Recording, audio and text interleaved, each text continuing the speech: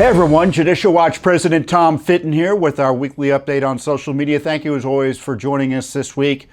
And of course, as always, there's a lot to talk about when it comes to government corruption. We never rest here in Washington, D.C.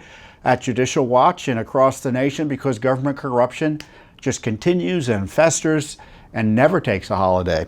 But a lot going on. We have filed two major briefs against the growing left attack on our constitutional system, which is being achieved by advocating for discrimination as opposed to being against discrimination.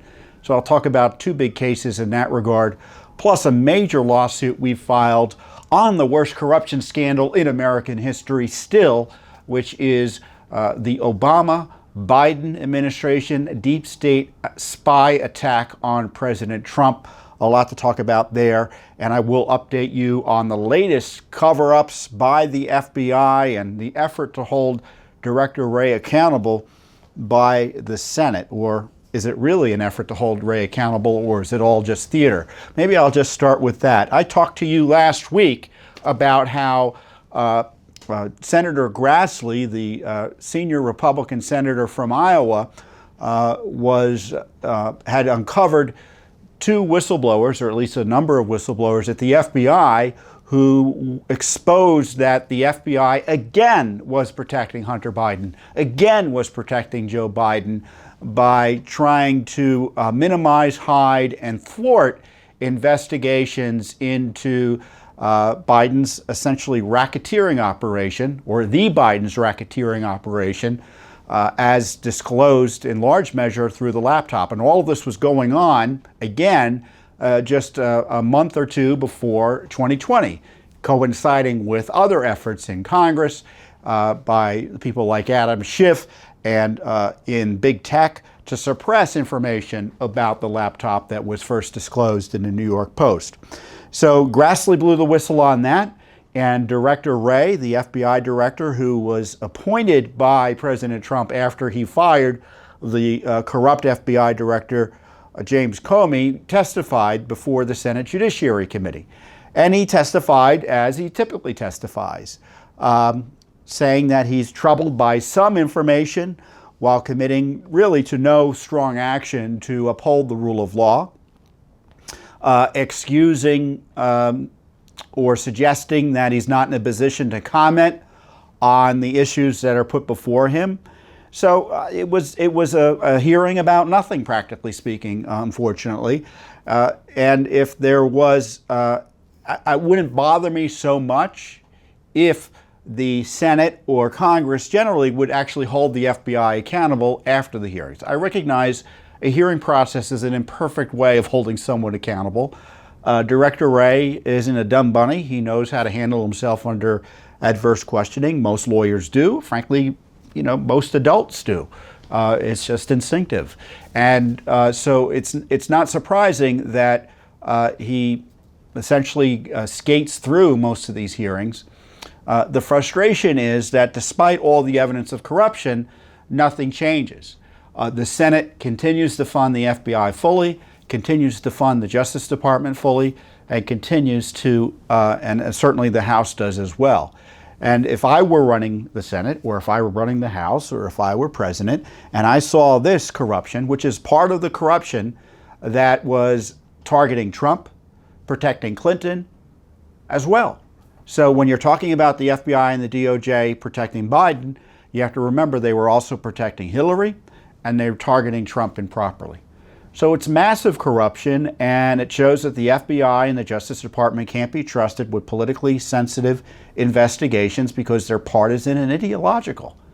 And you see this currently with, again, the targeting of Trump with unprecedented and absurd investigations into whether he was involved in an insurrection or was improperly advocating for the resolution of election disputes. It's incredible. Nothing like that has ever happened. They're blowing up the Constitution in order to target Trump. And then you've got the obsessiveness with the hundreds of prosecutions over the January 6th disturbance, while, for instance, the left, in absolute violation of the law, targets and tries to intimidate Supreme Court justices, while the left targets pro-life centers, while the left targets churches. And the FBI and the Justice Department are AWOL on all those issues. So if you're on the wrong side of the political divide or the ideological divide, you can be sure the FBI and Justice Department will come after you. And Wray did nothing this week to reassure Americans that he is capable of holding his own agency accountable, and that shouldn't be surprising. So this is why Judicial Watch is so essential, because the FBI can't police itself, won't police itself. For instance, the FBI agent who was responsible, according to the whistleblowers, in large measure for some of this suppression to protect Hunter Biden, was posting anti-Trump material on social media. So it wasn't like it was a state secret where this FBI agent's loyalties or politics lay. And what happened? They didn't do anything. They only did something, the FBI did supposedly. They transferred him only after Grassley said something about it in one of these letters to the FBI as a result of the whistleblowers disclosing information to him. So we still have this rule of law crisis, and frankly, it's going to be up to citizens and groups like Judicial Watch to demand action and accountability for this corruption. Not only do we need prosecutions of the bad guys, but we need agencies we can trust to do the prosecutions and investigations. Wray's testimony, just to bring you up to date, also disclosed that the FBI field office in Baltimore is on the Hunter case, because it's supporting the Delaware U.S. Attorney's Office, which is on the Hunter's case. And as I said on the news this morning, I was on Fox News, well, that's not reassuring. Sending a case like that up to a backwater, practically speaking, as far as the D.C. bureaucracy is, that shows you where the Justice Department is at when it comes to priorities. You have the president's son implicated in criminal activity, and the evidence is overwhelming. The president's also implicated. And what are they doing? They're outsourcing it to under-resourced agencies or offices in Delaware and Baltimore. The Washington field office of the FBI, we need a special counsel. I know that's not the end-all be-all, but that's what the rules require. It's what happened for Trump. They appointed Mueller. And here you've got in-your-face evidence of criminal activity by Joe Biden, no special counsel. So we're still in a crisis, but Judicial Watch just continues plowing along. As I said, we filed a lawsuit to get access to where Hunter's been by gaining access to Secret Service records. We filed a lawsuit against the State Department to find out records about what the State Department knew about Hunter's activities abroad, and who knows, maybe here. We already had information showing that the State Department knew Hunter was up to no good and that it was causing security issues, national security issues in terms of our relationship with Russia. Judicial Watch uncovered that. Disclosed not by FBI or the Justice Department or the corrupted media or the hapless Congress, but by Judicial Watch. So more is coming.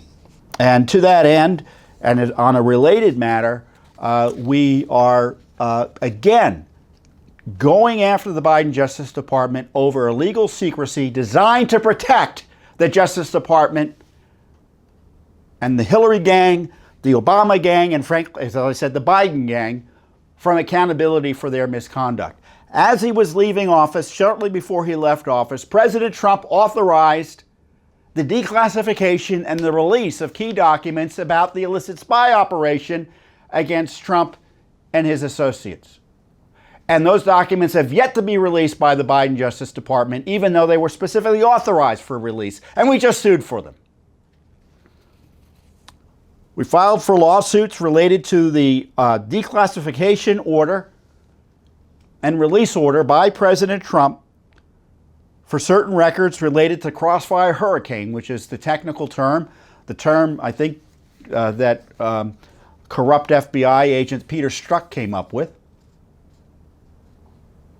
He issued this order and they didn't release the records. We asked for these records back in February of this year. All records related to the FBI's Crossfire Hurricane investigation that were provided to the White House by the Department of Justice on or about December 30th, 2020. So this was a batch of documents that they sent over to the president for him to review to decide whether he would declassify them or otherwise make them available to the public. And then we cite the memorandum that he signed authorizing the disclosure, and I'll read you the memo in a minute. And then we want records about the decision to keep this I shouldn't say garbage, because I don't know if it is garbage. Maybe it is garbage if you believe that the records will show corruption. I guess it's evidence of garbage, right? A garbage investigation. Of all records and communications between any official or employee of the DOJ and any other agency regarding the declassification and release of the records that we're seeking.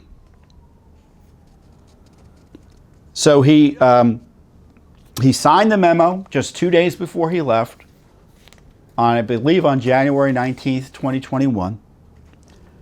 And he'd authorized the disclosure, the declassification and release of these records. And here's the memo. By the authority vested in me as President by the Constitution and the laws of the United States of America, I hereby direct the following. Declassification and release. At my request on December 30th, 2020, the Department of Justice provided the White House with a binder of materials related to the Federal Bureau of Investigation's Crossfire Hurricane investigation. Portions of the documents in the binder have remained classified and have not been released to the Congress or the public. I requested the documents so that the declassification review could be performed, and so I could determine to what extent materials in the binder should be released in unclassified form. I determined that the materials in the binder should be declassified to the maximum extent possible. In response, and as part of the iterative process of the declassification review, under a cover letter dated January 17th, 2021, the FBI noted its continuing objection to any further declassification of the materials in the binder, and also on the basis of a review that included intelligence community equities, identified the passages that it believed was most crucial to keep from public disclosure. And he even granted that. He said, I have determined to accept the redactions proposed for continued classification by the FBI in that January 17th submission. So he's trying to get the information out, and still the FBI is trying to cover it up. I hereby declassify the remaining materials in the binder. This is my final determination. Final determination. So it's the law, practically speaking, under the declassification review, and I've directed the Attorney General to implement the redactions proposed in the FBI's January 17th submission and return to the White House an appropriately redacted copy.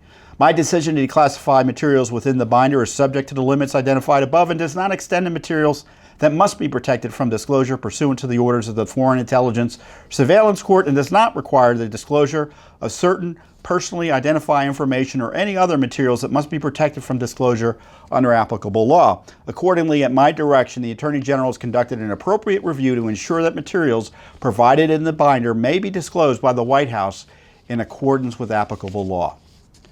So, translation, release the records. We've been fighting about this for years. I've listened to what the FBI has to say. I've listened to what the intelligence community has to say. They can keep certain material still secret, but other material still needs to be released. Now, John Solomon, the investigative reporter, who's also been dogged in trying to get access to this information, he reported that the documents include transcripts of intercepts made by the FBI of Trump aides, a declassified copy of the final FISA warrant approved by an intelligence court, and the tasking orders and debriefings of the two main confidential human sources, Christopher Steele, Hillary's guy, and Stephen Halper, Obama's guy. He worked for the Defense Department and the CIA, I think. The Bureau used to investigate whether Trump had colluded with Russia to steal the 2016 election. So the seditious Obama-Biden and deep state campaign to spy on and abuse Trump is the worst, again, government corruption scandal in American history. And to make matters worse, the Biden DOJ simply refuses to release what are obviously smoking gun documents, because they wouldn't keep them quiet otherwise, about its corruption that the American people have an absolute right to see. So again, it's Judicial Watch doing this sort of basic heavy lifting to vindicate your right to know about this terrible corruption scandal. And they have records that would implicate the Obama administration in misconduct. And of course, Joe Biden was at the scene of the crime there too. And of course, institutionally, the FBI and the Justice Department wanted zero accountability, so you've got that deep state interest in hiding this information as well. And once again, it's Judicial Watch in the forefront of this fight. We've done more than virtually anyone else to uncover the truth about the spy operations against Trump. What did we uncover? We uncovered, for instance, the secret FISA warrants that were full of lies and material omissions that were used to fool the FISA courts into approving spy warrants on Carter Page, and through him, obviously, the whole Trump team. There had never been FISA warrants, applications for FISA warrants had never been released publicly before until Judicial Watch sued and got them. We also exposed how the FISA courts, in an abdication of responsibility, didn't bother to hold hearings on these unprecedented and obviously controversial FISA warrants. Oh, you want to spy on the president? Oh, I don't need to have a hearing on it. You just give me the documents and I'll just rubber stamp them. We exposed that. We exposed key FBI 302 reports. What are 302 reports?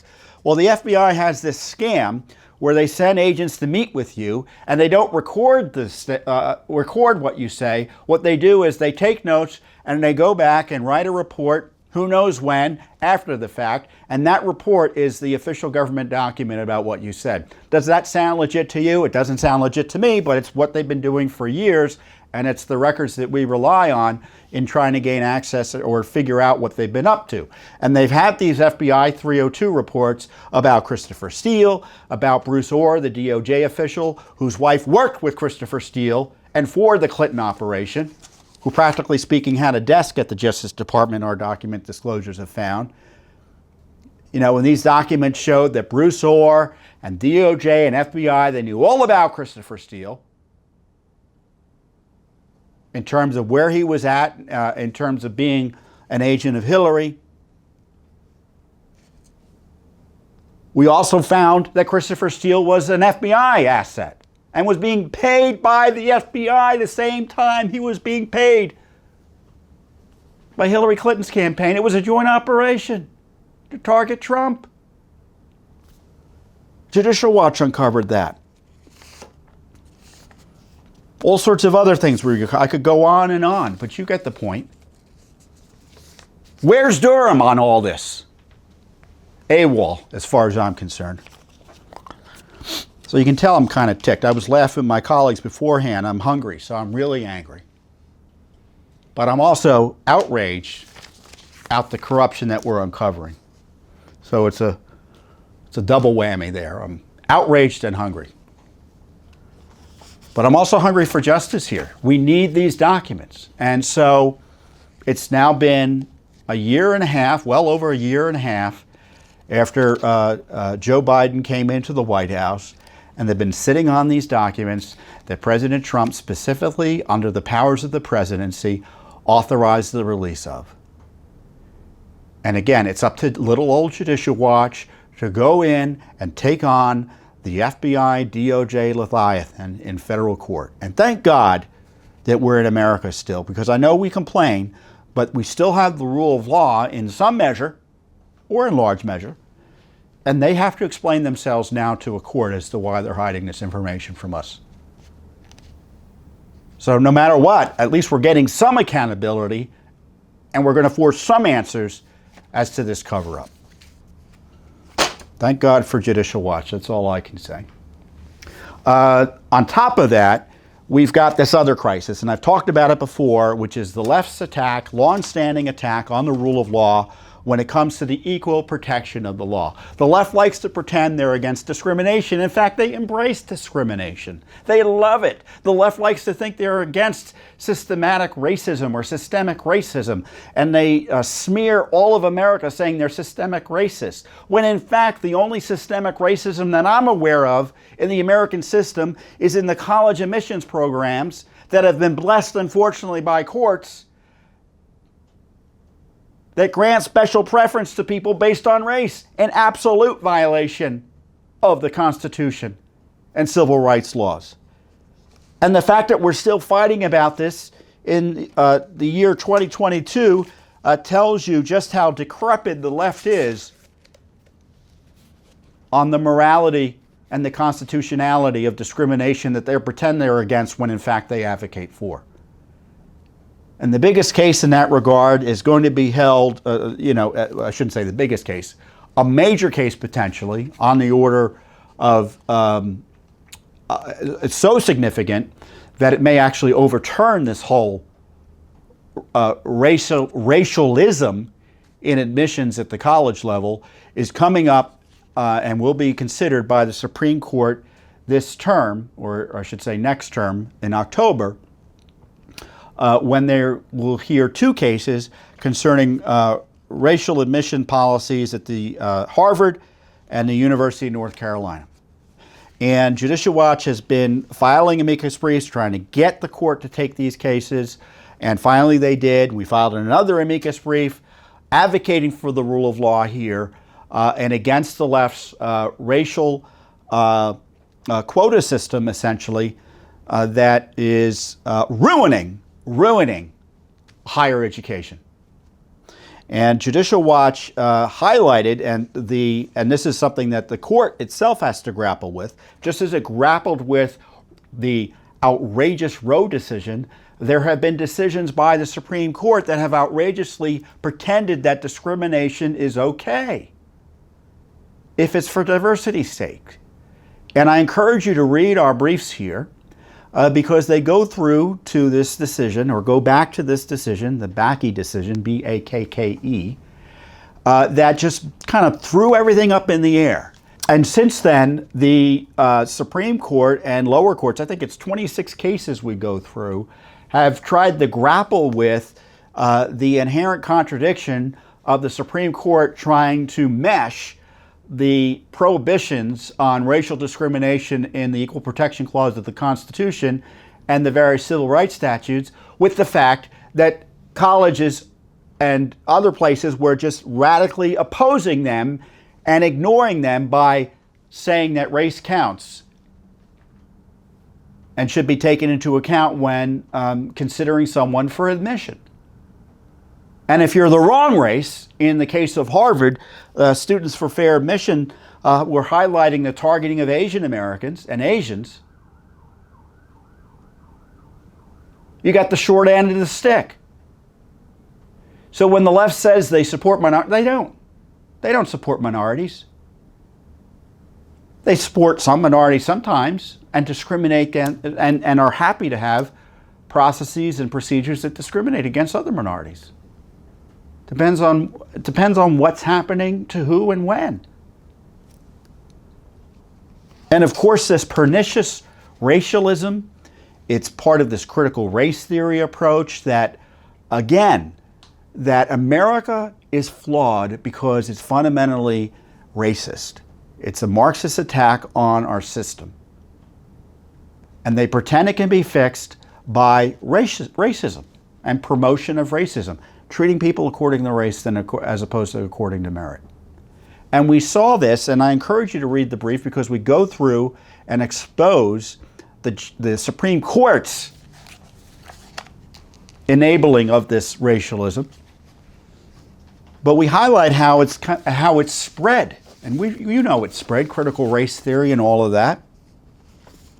And we talk about and highlight, and I'm going to read you a portion of the brief in this regard.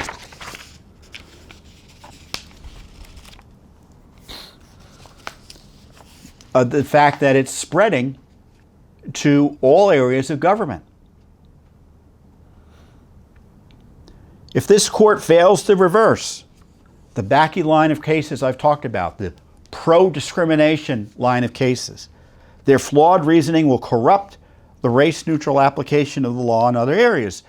That this is already happening to a considerable extent, and it can be seen in the explicit effort to replace the goal of equal opportunity with that of racially proportional outcomes. Some of the Biden administration's executive orders, for example, have replaced the term equality with the term equity. Thus, Executive Order 13985, issued January 20th, 2021, is entitled Advancing Racial Equity and Support for Underserved Communities Through the Federal Government. In that executive order, the term equity is mentioned 21 times and the term equality is not mentioned at all. On June 25, 2021, Biden issued an executive order entitled Executive Order on Diversity, Equity, Inclusion, and Accessibility in the Federal Workforce. On October 19, 2021, Biden issued an executive order entitled White House Initiative on Advancing Educational Equity, Excellence, and Economic Opportunity for Black Americans. Indeed, Vice President Harris has explained the difference between equity and equality this way. There's a big difference between equity and equality. Equality suggests everyone should get the same amount. The problem with that, not everybody's starting out from the same place. Equitable treatment means we all end up in the same place. So typically, that's a Marxist approach. Equality generally means, look, you all have access. You should not be denied access and denied opportunity based on race. Equity means you should be given things based on race. You should be given favoritism based on race. Equity equals discrimination. It's anti-American, it's un-American. It's anti-constitutional, it's unconstitutional. As we note in the brief, there is no constitutional guarantee that we all end up in the same place.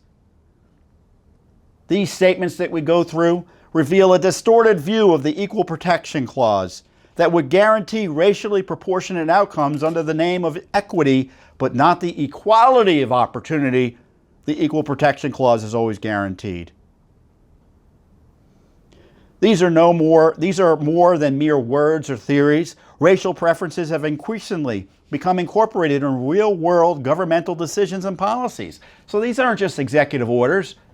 The Biden Agriculture Department recently sought to use race as a basis for deciding who receives a government loan, who receives a forgiveness for government loans based on race.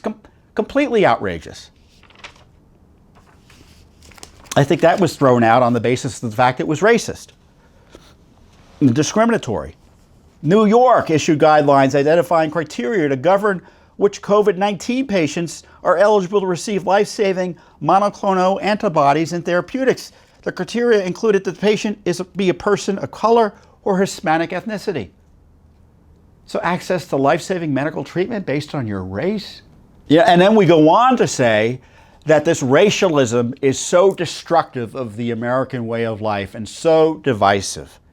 Increasing the number of minority admittees does not compensate for the constitutional injury inflicted on innocent individual applicants from non-preferred racial groups who are not admitted, and the harm that the injury does to race relations generally.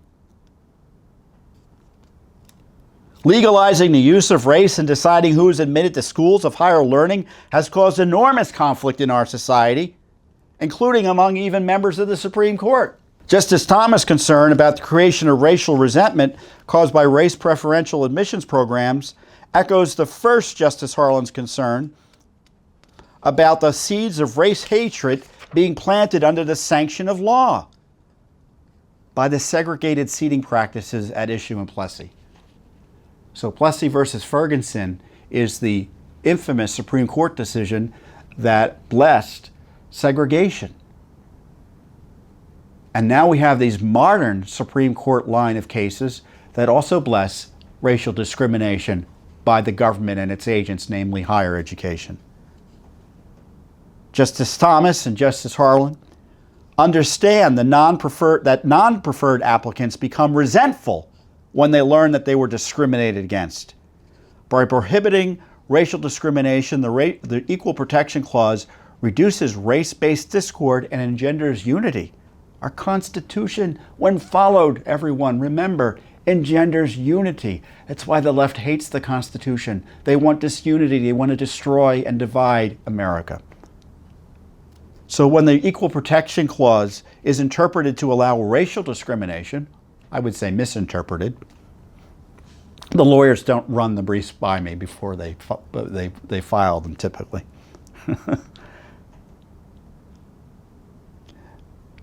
So when the Equal Protection Clause is interpreted to allow racial discrimination, the statutory purpose is diminished, if not destroyed. So they say they're diminishing racial discrimination by engaging in racial discrimination. This destructive cycle of race preference and resentment must be ended for the sake of national unity. Do you agree? I agree. And I suspect there's going to be at least 5 justices of the Supreme Court that agree. Chief Justice Roberts famously said, and it's worth quoting, frankly, every weekly update. Every time you talk about this online, I encourage you to quote Chief Justice Roberts. The way to end racial discrimination, or the way to end discrimination on the basis of race, is to stop discrimination on the basis of race. We've got to get out of this business of racial bean counting, quotas, etc. We want our government to treat everyone equally. The left doesn't. So you've got this Harvard case targeting college students and engaging in discrimination against, frankly, anyone potentially who applies to schools throughout the nation. And then we've got this big case also in Virginia that Judicial Watch is involved in concerning Thomas Jefferson High School, which is a major science and technology school here just outside of Washington, D.C. and Fairfax, Virginia. It's known essentially as the #1 high school in America, or so I've been told. Although I have a feeling there are other high schools in America who think they're the #1 high school in America. But I guess, based on grades and other content, they have alleged bragging rights. So what happened is, after the George Floyd protests, the leftists in Fairfax County who run the schools there, and the state is controlled by leftists, or was at that time, they looked at the Thomas Jefferson's student body. Now, Thomas Jefferson had selected its participants, or its students, by typically tests. You took a test, and if you did well on the test, you got in. So it was all merits-based. And they looked at the body, which was diverse, but it had the wrong type of diversity. It had too many Asian Americans. So the leftists decided that's the wrong type of minority, and we need to change the system of selecting students to make sure there are fewer Asian Americans and more Hispanics and black children. Completely at odds with the way schools are supposed to be run. A system that targets a minority to benefit others. And that's what they did. They did it with the help, obviously, at the local school district level, and they got support from the Virginia the Virginia state government, as I said, that was controlled by the left at the time. And we went into detail. So what happened is you had a group of parents and students who were outraged by this destruction of that school, with this racialism, this racist discrimination that was targeted at Asians. They sued, and a lower court said, "Are you kidding me? You can't do this. You can't say there are too many of one minority group and change the rules to punish them." Because they did change the rules. They pretended they didn't have a racial impact or a racial basis, but it resulted in less Asian Americans, Asian students being in Thomas Jefferson High School.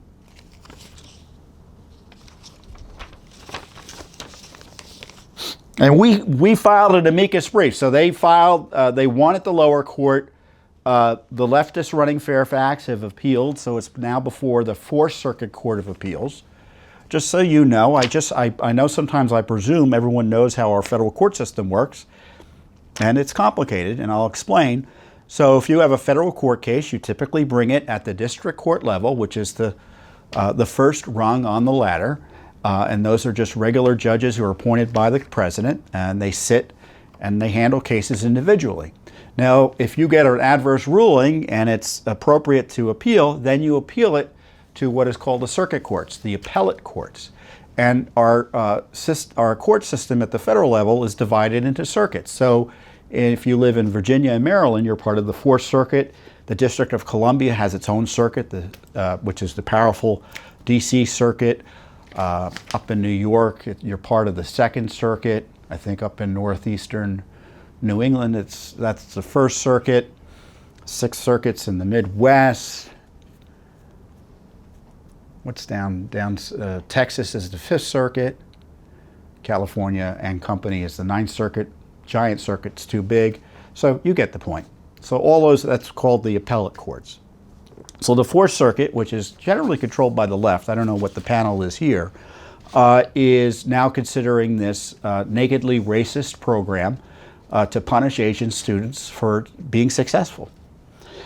Judicial Watch filed this amicus brief with our friends at the Allied Educational Foundation, asking the Court of Appeals to affirm the lower court ruling that Fairfax County's public schools race-based admissions policy is unconstitutional because it improperly considers race. And this is how we recounted what went on. As the court recounted, and this is the lower court, less than 2 weeks following the death of George Floyd, Thomas Jefferson, their principal, emailed the entire community at Thomas Jefferson proclaiming that the demographics of Thomas Jefferson do not reflect the racial composition in Fairfax County public schools. The next day, a Fairfax County Public School Board member emailed a local legislature describing her, quote, anger and disappointment, unquote, regarding the underrepresentation of Black and Hispanic students and predicting there would be, quote, intentional action forthcoming from the county public school system. The records show that the board members admonished the superintendent that any forthcoming policy change needed to be, quote, explicit in how we're going to address the underrepresentation of Black and Hispanic students, unquote. Later at a public meeting, another board member explained that, quote, in looking at what has happened to George Floyd, Fairfax County must now recognize the unacceptable low numbers of African Americans that have been accepted by Thomas Jefferson. So why are the numbers unacceptably low? Is it because the tests are racist? Is it because that's not the case. They just didn't like, again, the result. Now, if you're a public official and you see a school, boy, there's a lot of Asians in a school, we've got a big African American community, we have a big Hispanic community, why aren't there a lot of Hispanic students and Black students in the school? Well, if they're not doing well on the tests, well, why aren't they doing well on the tests? Are we educating them well? What are the reasons for the lack of academic achievement that prevent them from getting into this top school that requires a high level of academic achievement? No, no, no. That isn't how they operated. They said, we're changing the rules. We don't like the racial makeup, and we're going to rig the system to guarantee a certain racial makeup.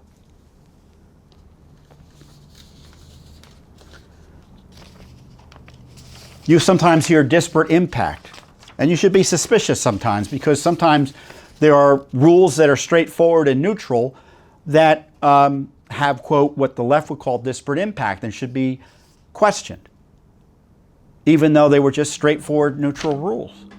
In this case, these were not straightforward neutral rules. You can see the racialism and racism. You know, I'm a nice guy. I don't like to call people racist, believe it or not. I know the left likes to use that word a lot, because racism assumes that there's someone who morally just doesn't like people based on race, and maybe I'm too nice, right? So I guess racialism is my way of being nice. You can debate me whether I'm being too nice below.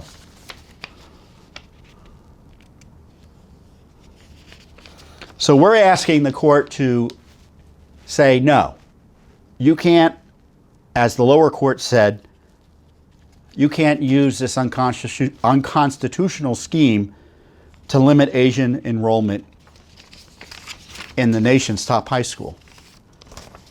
So you've got this, and what I love about the left is you say something like Wuhan virus, or you talk about the Chinese origin of the virus, they accuse you of being anti-racist. The reason we had to take a break was because I was losing control of my chair here. I was like spinning out of control.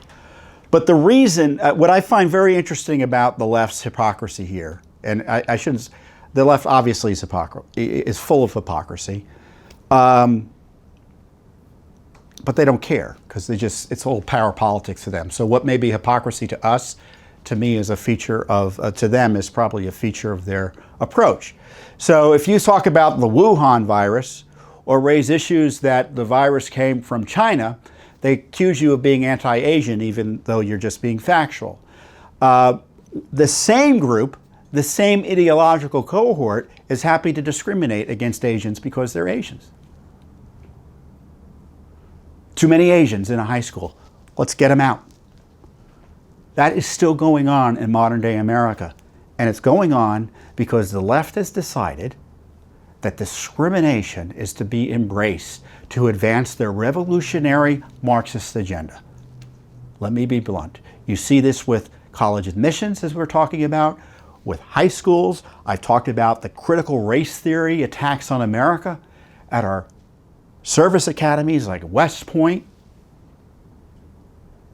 In Asheville, North Carolina, we sued in federal court, the city of Asheville, because they thought they could get away with having a scholarship that specifically prohibited anyone but Black Americans from applying.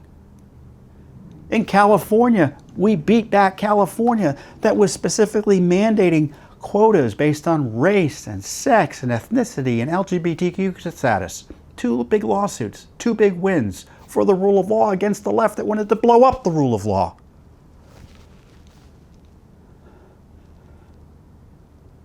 The pandemic and emergencies we need to worry about in this country aren't COVID, aren't the monkeypox. They're attacks on, it's the attack on the rule of law and our Republican form of government. You see it with critical race theory, the embracing of discrimination and violation of the Constitution, the effort to jail anyone and outlaw anyone who dares dispute the left's view of election matters, the destruction of our borders, the invasion that's taking place. That's the crisis. And Judicial Watch is going to stand strong to expose those crises, address them through litigation as best we're able, and gosh darn it, educate the American people about what the true issues are as the left tries to upend our constitutional republic. So with that, I wish you the best. I will see you here next time on the Judicial Watch Weekly Update. Thanks for watching. Don't forget to hit that subscribe button and like our video down below.